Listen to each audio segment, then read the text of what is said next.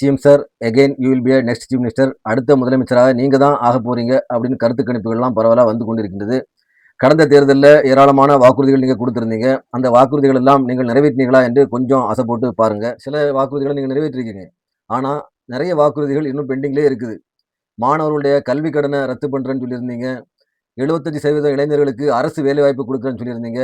விவசாயிகளுக்கு தனி பட்ஜெட் போடலாம் அப்படின்னு சொல்லியிருந்தீங்க. மின்சார கட்டணத்தை இப்போ 2 மாசத்துக்கு ஒரு தடவை இருக்கிறத பை மந்த, ஒன் மந்தா மாத்தலாம்னு சொல்லியிருந்தீங்க. இந்த மாதிரியான ஏராளமான வாக்குறுதிகள் நீங்க போன தேர்தலில் கொடுத்திருந்தீங்க. அது இன்னும் நிறைவேற்றப்படாமல் இருக்குது. அதே மாதிரி முஸ்லிம்களுக்கான வாழ்வாதார கோரிக்கையா இருக்கக்கூடிய 3.5% இடஒதுக்கீட 7% மாத்துறதாக முஸ்லிம்களிடம் வாக்குறுதியாகவும் கொடுத்திருக்கிறீங்க. அது இன்னும் பெண்டிங்லேயே இருக்குது. முஸ்லிம் சிறைவாசிகள் விடுதலைக்காக வேண்டி எந்த ஒரு முன்னெடுப்பும் எடுக்கல. இந்த மாதிரியான நிறைய கோரிக்கைகள் இருக்குது. நாங்க திரும்பவும் உங்கள முதலமைச்சர் நாற்காலியில உட்கார வைக்கிறோம்னு சொன்னா, உங்களிடமிருந்து நாங்கள் வைத்திருக்கக்கூடிய அந்த கோரிக்கைகள் எல்லாம் நிறைவேறும் என்ற நம்பிக்கையில் தான், அந்த நம்பிக்கை நிறைவேறும் என்று நாங்கள் எதிர்பார்க்கிறோம்.